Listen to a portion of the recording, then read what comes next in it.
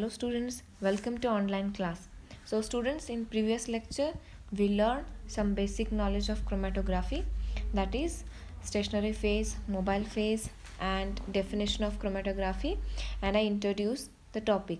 So today we are going to study next point, that is the developments in chromatography.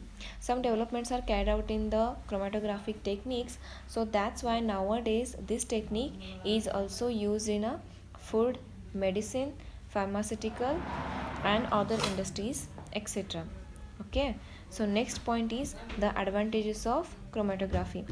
So in this point we learned some advantages of this chromatographic technique. First is components which are chemically similar and physically closely resembling can be separated. म्हणजेच काय बघा, components which are chemically similar, जे component chemically similar आहेत आणि physical प्रॉपर्टीजसुद्धा ज्या कंपोनंट्सचे similar आहेत, जवळपास आहेत, असे कंपोनंट्स आपल्याला ही टेक्निक यूज करून सेपरेट करता येतात. Second point, separation occurs due to differences in physical properties and at room temperature or even below that. So biological mixtures can be separated. बघा इथं त्यांनी काय म्हटलं, separation occurs due to the differences in physical properties.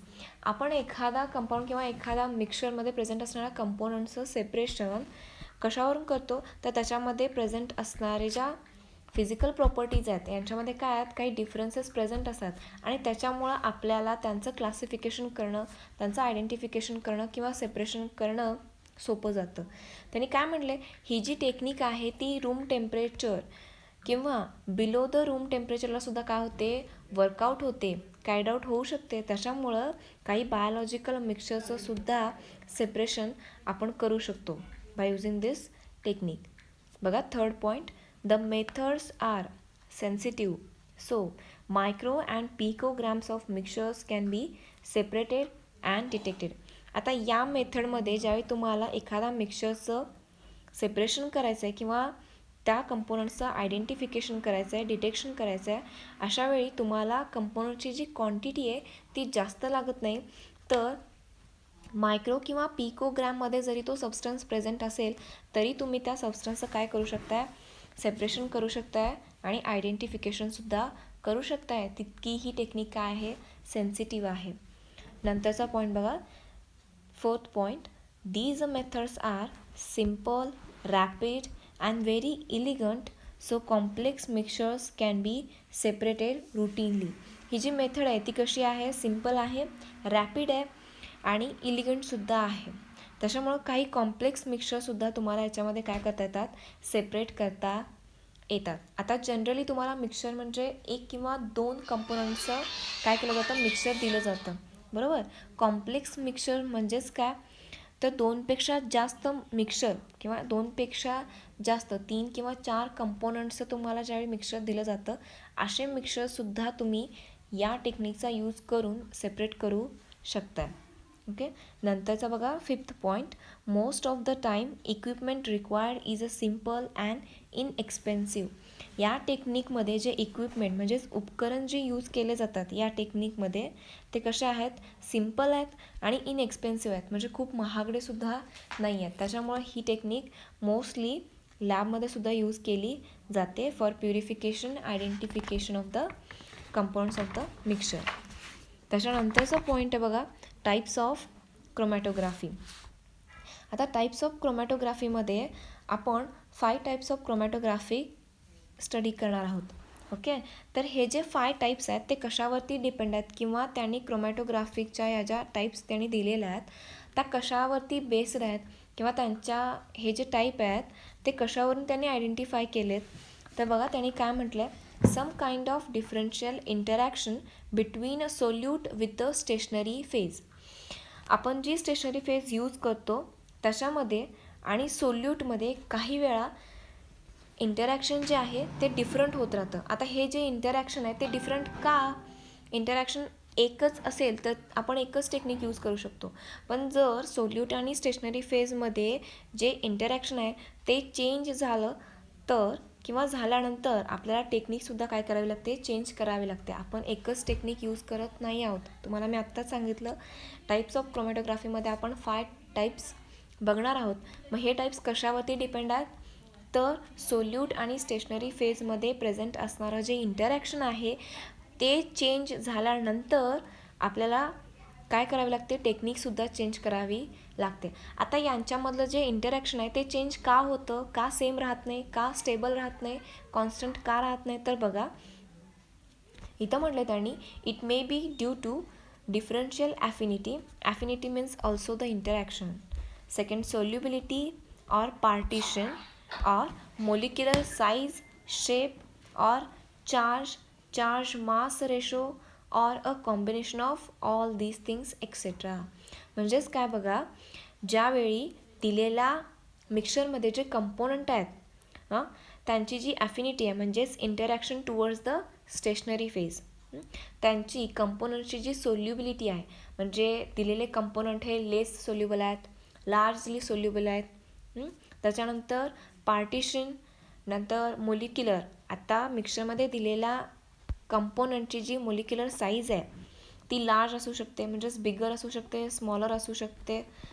त्यांची जी shape आहेत त्या मोलिक्युलरवरती present असणारा जो चार्ज आहे किंवा चार्ज मास रेशो जो आहे किंवा या सगळ्या फॅक्टर्सचं जे कॉम्बिनेशन आहे, या सगळ्यांचं जे कॉम्बिनेशन आहे या प्रत्येकाचा अफेक्ट जो सोल्यूट आणि स्टेशनरी फेज आहे यांच्यामध्ये जे इंटरॅक्शन आहे या सगळ्याचा त्याच्यावरती काय होतो, इफेक्ट होतो.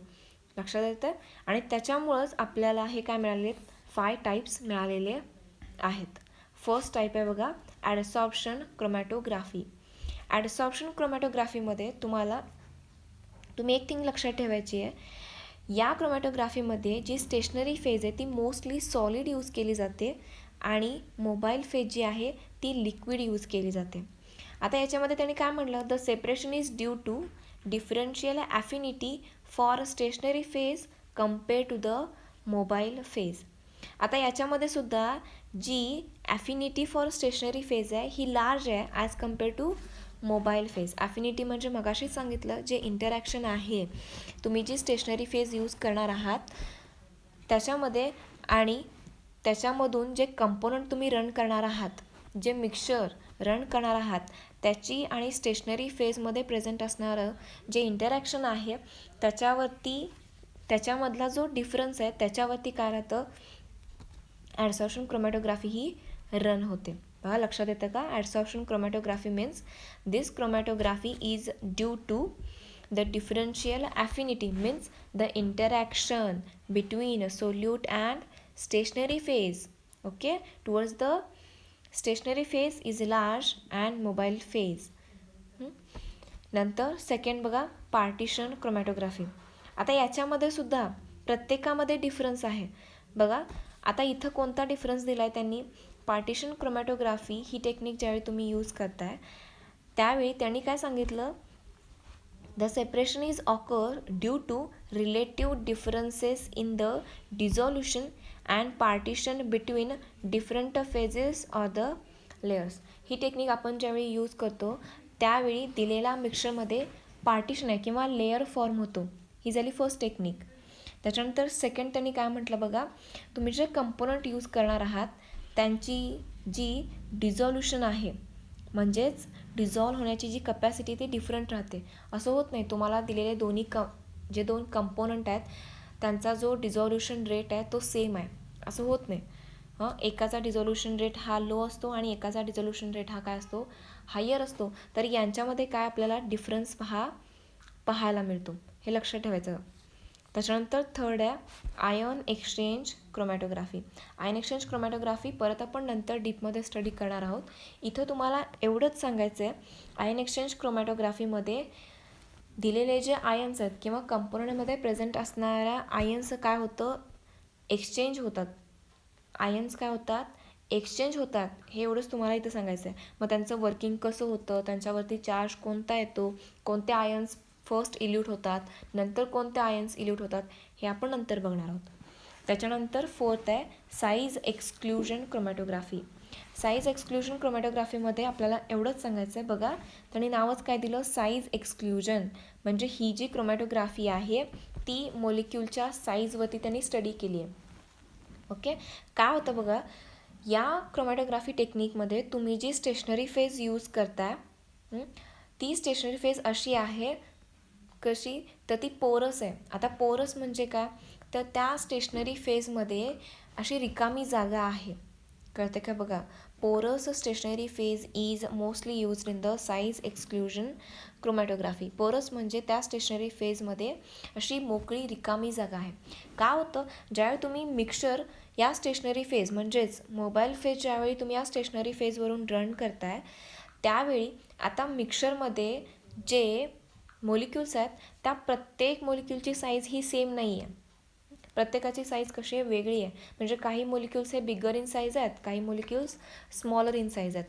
आता स्मॉल आणि बिग आयन्स आहेत म्हणजेच त्यांचा स्पीड पण कसा असणार आहे, वेगवेगळा असणार आहे, डिफरंट असणार आहे. ओके, स्मॉलर मोलिक्युल्स यांचा स्पीड वेगळा आहे, बिगर मोलिक्युल्स यांचा स्पीड वेगवेगळा आहे. Due to the different speed and different shape काय होतं, ज्यावेळी तुम्ही या पोरस स्टेशनरी फेजवरून काय करताय, कंपोनंट्स रन करताय, मिक्सचर रन करताय, त्यावेळी जे मोलिक्यूल स्मॉलर इन साईजमध्ये प्रेझेंट आहेत ते या पोर्समध्ये पेनिट्रेट होतात. म्हणजे जी रिकामी जागा आहे ती रिकामी जागा काय करतात, ते ॲक्वायर करतात, त्या प्लेसमध्ये जातात. आता कोण जाणार आहे या प्लेसमध्ये, फक्त स्मॉलर साईजचे मोलिक्यूल हे काय होतात, पोर्समध्ये पेनिट्रेट होतात, त्या पोर्समध्ये जातात, ती प्लेस ॲक्वायर करतात. बिगर साईज हे त्या पोर्समध्ये जात नाहीत. त्याच्यामुळं बिगर आयन हे काय होतात, पासआउट होतात त्या कॉलममधून. अशा वेळी आपण काय म्हणतो, साईज एक्सक्लुजन क्रोमॅटोग्राफी ही रन केलेली असते. त्याच्यानंतर आहे लास्ट वन, ॲफिनिटी क्रोमॅटोग्राफी. आता याच्यामध्ये काय होतं, affinity means also interaction, okay, or attraction. याच्यामध्ये जी स्टेशनरी फेज यूज केली जाते ती कशी आहे बघा, इनसोल्युबल सॉलिड मॅट्रिक्स. म्हणजेच काय, याच्यामध्ये लिगँडचा यूज केलेला आहे, कोव्हॅलंटली बॉन्डेड लिगँड्स ह्याच्यामध्ये असतात. मग ज्यावेळी तुम्ही काय करता, मोबाईल फेज या स्टेशनरी फेजवरून रन करताय त्यावेळी लिगँड्स हे काय होतात, स्पेसिफिक आयन्ससोबत बॉन्ड केले जातात. आणि जे आयन्स विदाऊट बॉन्डेड आहेत, म्हणजे जे लिगँडसोबत बॉन्ड केलेले नाही आहेत असे आयन्स काय होतात, इल्यूट होतात. अशावेळी आपण सांगू शकतो की ॲफिनिटी क्रोमॅटोग्राफीचा यूज केला गेलेला आहे. बघा, लक्षात येते का, आपण आजच्या लेक्चरमध्ये काय काय बघितलं. First, developments in chromatography. याच्यामध्ये आपण काय सांगितलं की क्रोमॅटोग्राफी या टेक्निकमध्ये काही डेव्हलपमेंट्स केलेल्या आहेत आणि अशामुळं ही जी टेक्निक आहे ती सध्या फूड, मेडिसिन आणि अशा बऱ्याच इंडस्ट्रीमध्ये यूज करतात. नंतर ॲडव्हान्टेजेसमध्ये आपण 5 पॉईंट्स बघितलेत. फर्स्ट पॉईंटमध्ये आपण काय सांगितलं, केमिकली आणि फिजिकलीसुद्धा सिमिलर असणारे पॉईंट्स आपण सेपरेट करू शकतो. ही मेथड कशी आहे, रॅपिड आहे आणि इनएक्सपेन्सिव्ह आहे, सिम्पल आहे. त्याच्यानंतर कॉम्प्लेक्स मिक्सचर आपण काय करू शकतो, सेपरेट करू शकतो. त्याच्यानंतर आपण काय सांगितलं, मायक्रो किंवा पिकोग्राममध्ये जरी मिक्सचर प्रेझेंट असेल तरी त्या कंपोनंट्सचं किंवा मिक्सचरचं आपण काय करू शकतो, सेपरेशन करू शकतो. ते मिक्सचर आपण आयडेंटिफाय करू शकतो. त्याच्यानंतर आपण काय सांगितलं, काही बायोलॉजिकल मिक्सचरसुद्धा आपण काय करू शकतो, या टेक्निकचा यूज करून करू शकतो. टाईप्समध्ये तुम्हाला एवढंच सांगायचं आहे की हे जे टाईप्स आहेत ते कशावरती डिपेंड आहेत, तर दिलेल्या सोल्यूट आणि स्टेशनरी फेजमध्ये जे इंटरॅक्शन आहे त्याच्यावरती हे टाईप्स काय दिलेले आहेत. हे जे इंटरॅक्शन आहे ते नेहमी चेंज का होत राहतं, कारण दिलेल्या मिक्सचरमध्ये जे कंपोनंट आहेत त्यांची सोल्युबिलिटी चेंज झाली, दिलेल्या मोलिक्युलची साईज, शेप किंवा चार्ज जर चेंज होत असेल तर या सोल्यूट आणि स्टेशनरी फेजमध्ये जे इंटरॅक्शन आहे ते सुद्धा काय होत राहतं, चेंज होत राहतं. टाईप्स किती आहेत, 5 टाईप्स आहेत बघा. Adsorption, partition, third ion exchange, fourth size exclusion and fifth आहे ॲफिनिटी क्रोमॅटोग्राफी. ओके, सो पुढचे जे पॉईंट आहेत क्लासिफिकेशन, तर आपण पुढच्या लेक्चरला कंटिन्यू करणार आहोत. थँक्यू.